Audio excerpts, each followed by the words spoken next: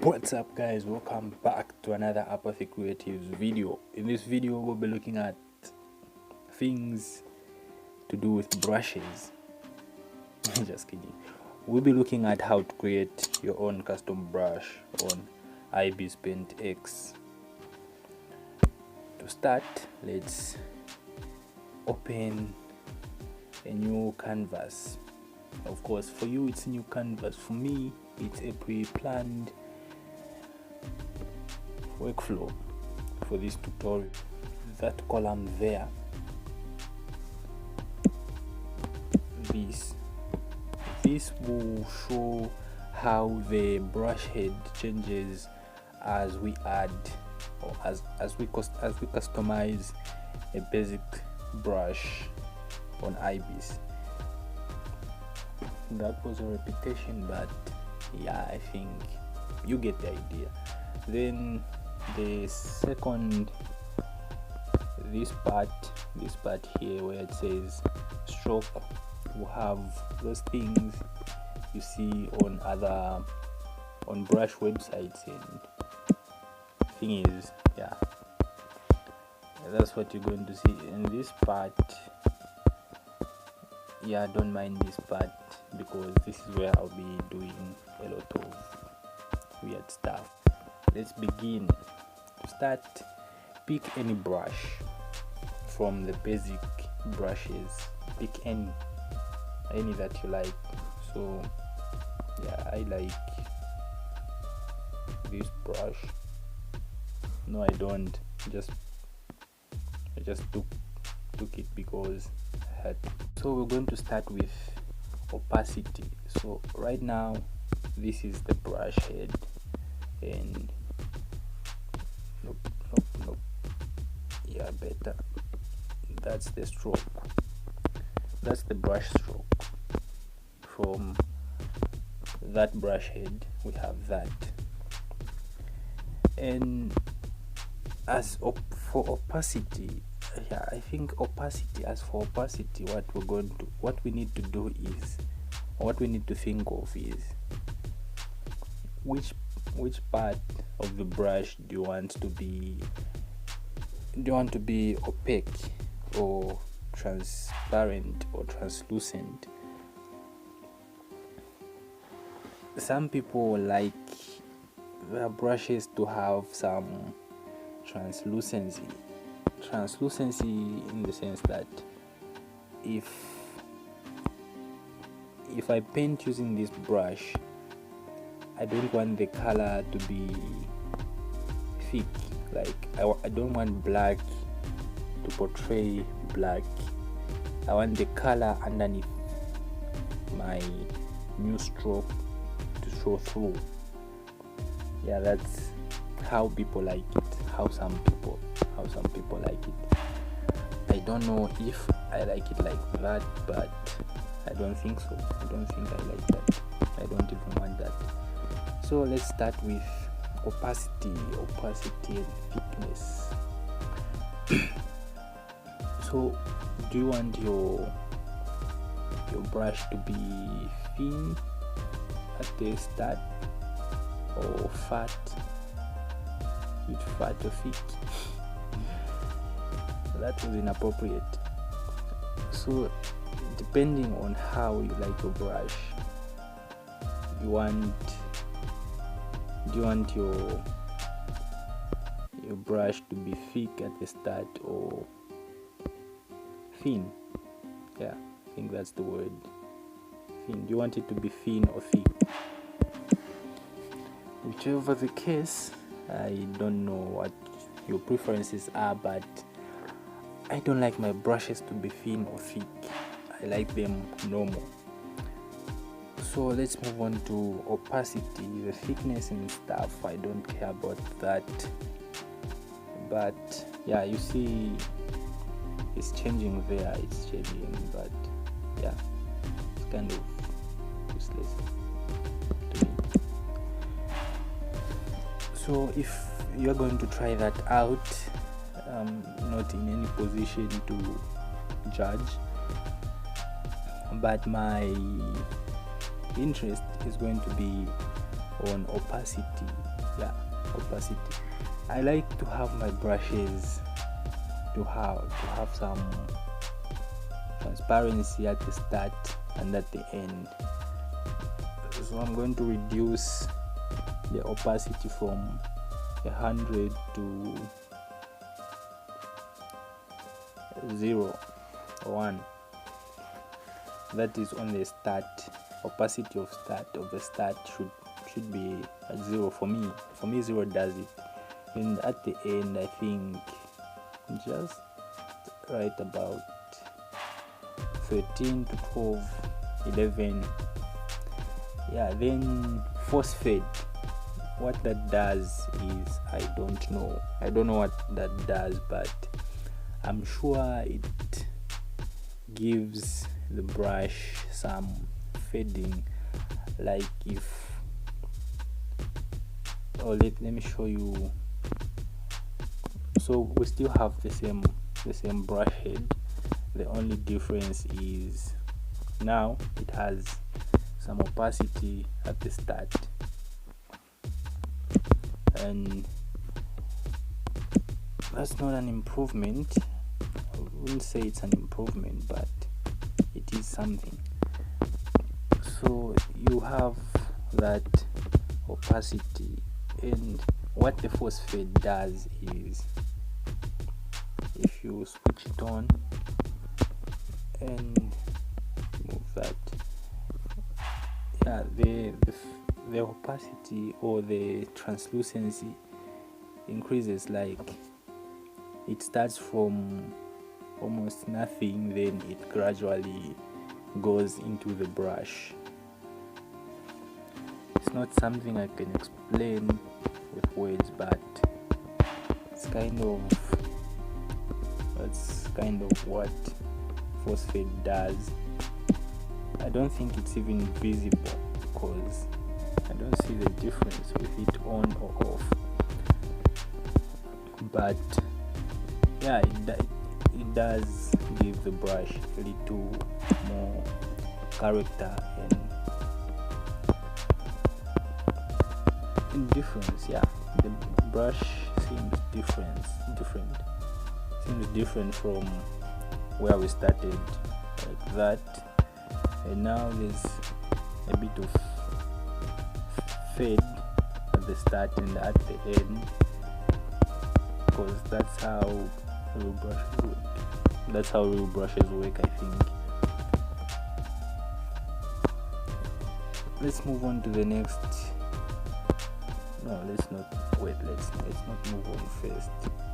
We're still here, and I'm sure you know these settings. That's the size of the brush. Yeah, thickness is the size of the brush, and opacity. Yeah, that. Those are basic customization. Like, do you want your brush to be 1000 pixels or 1 pixel or 0.3 pixels? So let's leave that at 30. Let's move on to fade. Here you find the same what's this? The opacity and stuff. Opacity. So on fades, so that's the first step. I think if you are able to, if you added this customization to your brush, the opacity of start and opacity of the end of the brush, I think it's going to give the brush a little more life compared to something solid like this. Of course, some of you I know are saying, but there's a pen fade that can do that already. Why do I need to create a brush and add those settings? Well, I don't know how to answer that question really, but I think if you give it a try, you will know why. Super dumb. So let's go to the second step where we add the blurring and fading of the brush. So fading automatically is just part of this. The fading and stuff is what we're from doing here, but let's play with it anyway. So go to your brush settings, and as you can see, this part here is the same as the previous part, except down here we have blurring, and blurring is normally adding some adds more life to the brush. Like if I choose one of these, let's get that one because it looks nice, and wow, that looks nice. So if we increase the blurring degree from 0 to something like 60, you can see the difference on the brush. Like let's do big, let's make it 60, and yeah, you can see that the brush now has some kind of, it's like a texture, but it's not a texture. Let me show you by stamping the brush head. So the brush head changes from a normal round brush to something with it changes the brush head to something different, and the stroke itself speaks for itself. Like you see the difference. There's that stuff, I don't know how to explain it, but it now looks more like an organic brush, and that's what we're after. Let's go back to the settings and add more variations. So it's similar to opacity and stuff. The only difference is your blurring. So do you want to blur the start or the end of the brush or the middle of the brush? I like mine to be blurry on the start. Like that gives the brush life. You see it in a minute. Then the middle, just a bit, touch. Yeah, I think 40 is nice. Then the end, yeah, don't mess with that because that's your.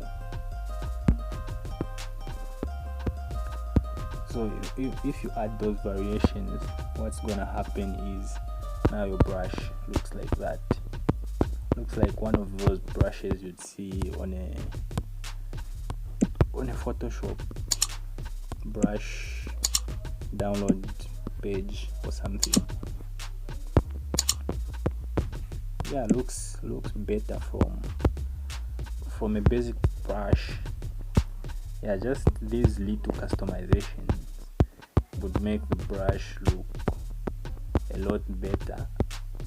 Like it's appealing even if you make some strokes. It starts to look better from what we had in the start.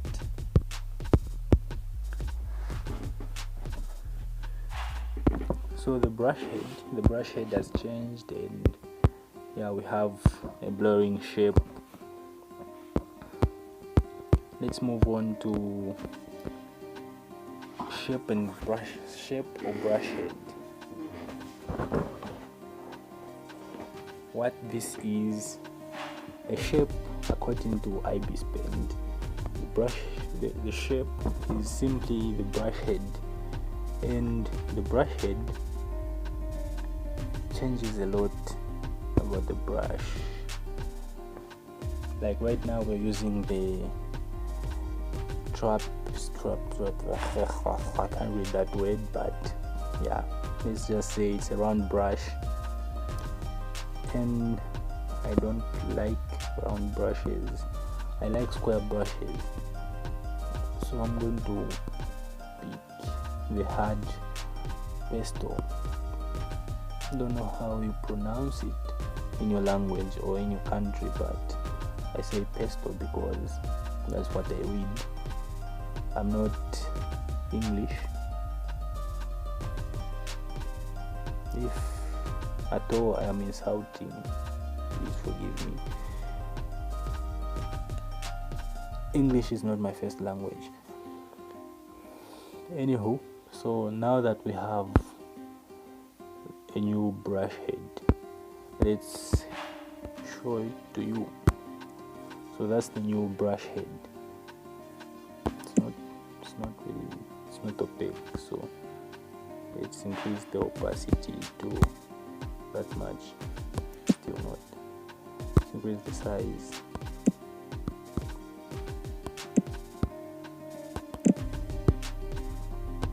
Anyway, you get the idea, and we have this new brush head, and that changes the brush completely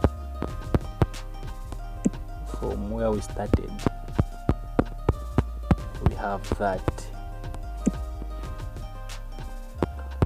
but that is not what we want. Let's go back to the settings and reduce the opacity to something like 50 or 40. 50 or 40, yeah. Then you're going to want the rotation of the brush head to be at 90. Yeah, 90 is good, but then if you do that, yeah, the brush is standing, and that is what we want. But then the fading, or the blurring we added to the brush is a bit too much. Yeah, it's too much by a lot, and that is not what we want. So we'll have to go back to the previous step and change a few things. Why are we changing a few things? Because we can and we have to. So let's go back to the previous step. That is the fades, blurring, and the blurring and the fades. So we're going to reduce the blurring degree from whatever that number was to something reasonable, and reduce the blurring of the middle to something like that, the start to something like that, the end to that. And I think, yeah, I was starting to get there much better. And now if I do that, I forgot to mention that the brush head will need some customization too, because it's not rotating. Like, the flat side is only horizontal. If I go vertical, it bends, it doesn't rotate, and I don't want that on my brush. So I'm going to work on that. So let's go back to shape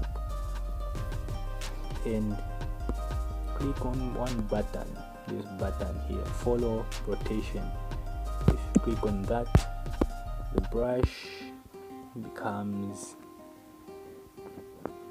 the brush, like it won't, no directions, it's flat. Yeah, it's a flat brush now, and I don't have to worry about it not rotating ever. So from here, let's go to the fourth step. Hope you're following. The fourth step is brush dynamics. What are brush dynamics? In here it says jitter, but that is not what we're looking for, is it? So what these settings do is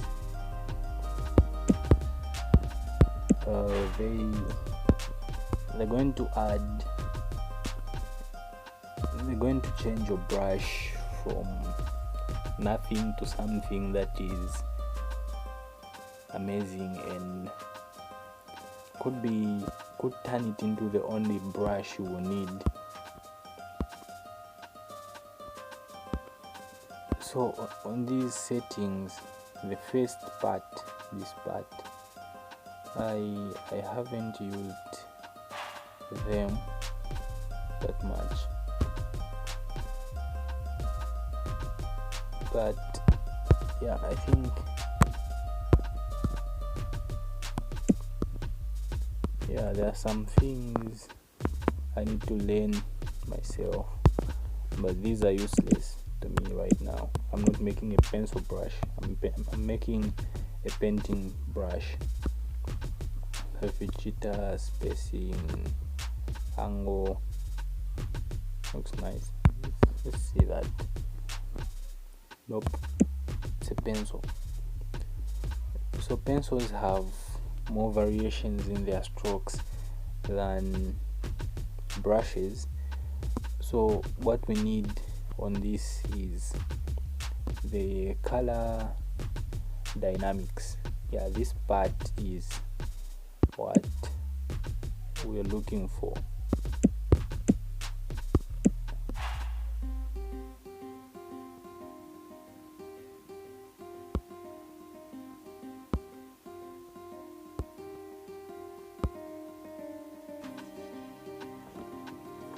So here what you're going to do is we're going to increase the brightness jitter, brightness jitter. We're going to increase it to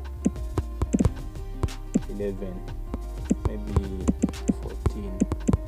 Let's crank it up to 40, 60, 50, 40. I like 40.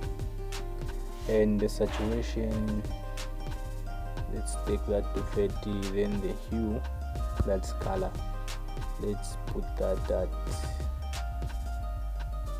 15. And now what that does is, if your brush is in black and white, it's going to have that variation where the darkness and the light. So this is black, but it has that gray touch to it. So it has changed a bit, but if we use color like say a red, yeah, you see that the difference is high by a lot. It's not, these settings, like, I wouldn't advise that you use these settings on your brushes. No, I wouldn't tell you to use these settings on your brush, but I think if you like this, then you could use it on your brushes, because it's your brush. You can do whatever you want with it, and no one will tell you what to do. Do whatever you want.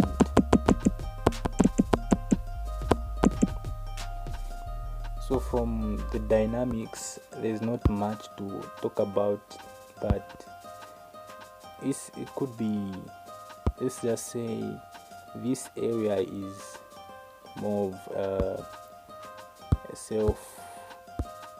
self-discovery space. Yeah, I think that's about right. Like, if I can't teach you how to use it unless you try it yourself. So this part, I'll leave it to you. I'll just, okay, let me fix that.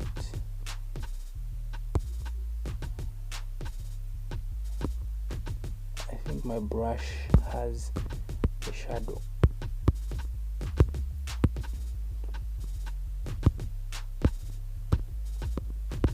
I don't know where that shadow is coming from, but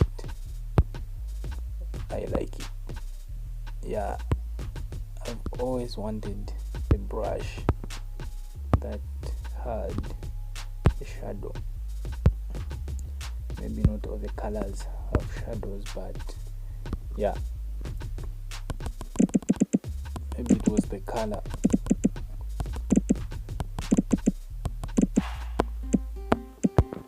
So I'll leave the brush dynamics to you. That's not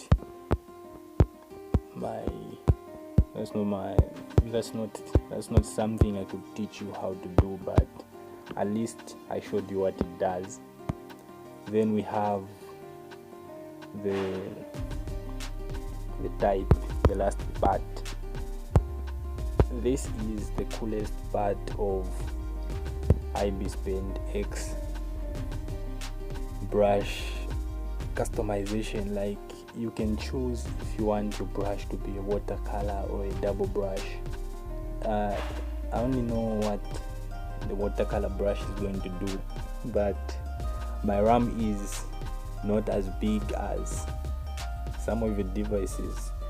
I'm running on a 2 GB RAM, and that is super small. I don't want it to crash during recording or anything. So I'll just show you from the normal brush settings how you can customize it on this part. So this part, we are adding textures. Yeah, texture, and texture is, they have these textures. Some are for cartoons, then there's more realistic textures, like the canvas texture, fabric, steel plate, carpet, drawing paper 2, drawing paper 3. I think the developers on this one were kind of felt lazy to name everything, so they just said drawing paper. My favorite on this part is the canvas texture. So what we do with this is, now that you have your texture, you've chosen which texture you want, you have to increase its opacity so it can be seen through on the brush as you use it. So yeah, now we have this brush.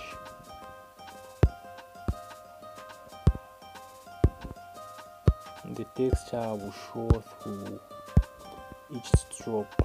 Any stroke you make is going to have a texture. I am not sure if the brush head changes. Yeah, the brush head changes too. Like, it also gets that textury look and feel to it. And we need to customize that a little more. Let's get to it. So I think the scale of the texture is too much in the absolute size. The opacity, I don't want it to be that much either. Scale, absolute texture size. So like if you scale it to something huge, that's what you're going to get. And it can get bigger and bigger and bigger, and it loses its appeal to the eye. So let's just keep that around 20. Then you can choose the angle of the texture, but it's the same thing. Then if you add the moving, how much you want the texture to move, like you don't want it to be solid. By solid I mean this.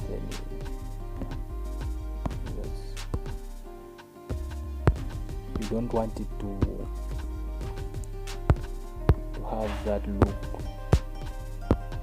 look of it being something.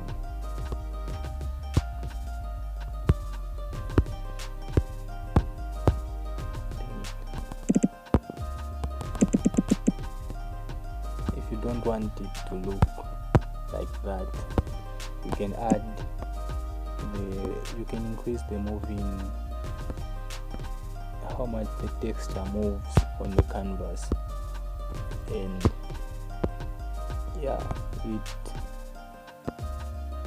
it's not much help, but it makes your work a little more smooth.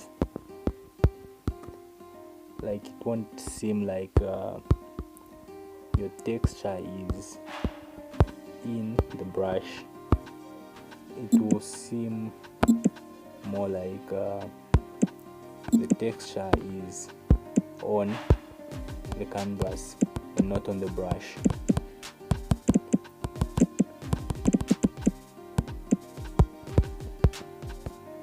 So textures. Yeah, I think that's pretty much all about Ibispaint X brush customization. You could, if you spend more time with the app and the brush settings and other things, I'm sure you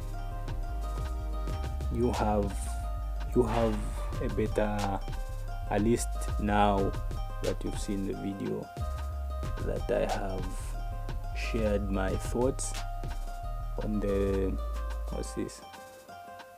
the brush engine of Ibis. I think now you're going to have a bigger picture. You're going to see it. I think what I'm trying to say is now it's going to be easier for you to go through the settings without being afraid of ruining the brush or anything. One thing I need to talk about is, so you have this custom brush, right? Yeah, I think this is an important thing. You have this custom brush, and say you accidentally, not accidentally, you have this custom brush. How are you going to save it?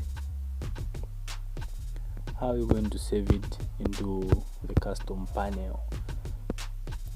This is where we go to the brushes, and here on this part where it says basic, and then the other side it's custom. you tap on that part, and on the right or left, on my left, we have this plus sign on the brush. You tap on that and it brings a prompt saying added custom brush. If you say okay, the brush is added to this custom section. This here on top is the, what's this, what do you call this part is the history. And let's say you are fed up with your brush and you want to delete it. This part right here on top of history, there's a button, a delete button for the brush. So a selected brush will be deleted. For instance, I'm fed up with this lines brush, like it sucks by a lot, and I want to delete it. So if I tap on delete, would you like to delete this custom brush? Here we are, and it's gone, poof, just like that. Another thing is you accidentally edited your custom brush. You accidentally edited your custom brush for no reason. You go to settings and there's this part here that says reset. Talking about reset, let's rename this brush to something more apathy. Apathy 2.0. 2.0. Like, I'll keep this brush for, I don't know, as long as it keeps making me happy when I'm painting. I think I'm going to keep this brush. Okay, so now the name has changed to Apathy 2.0. Also there it has changed, and my custom selection comprises of 2 brushes. So there are other settings which don't really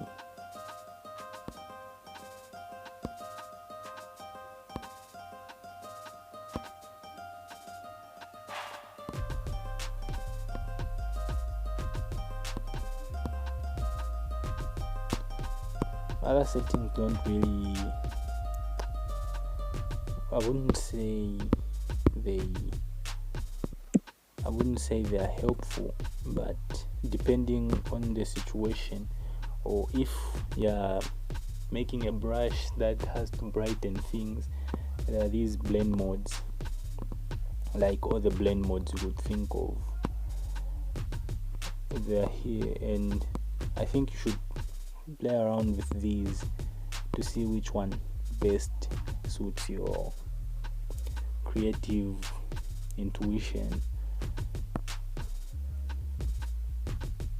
So I think I'll share this brush with you guys on my Facebook page. Yeah, I think no, not on my Facebook page. That means I'm forcing you to like my page. But I'll share it on my page, and I'll put a link in the description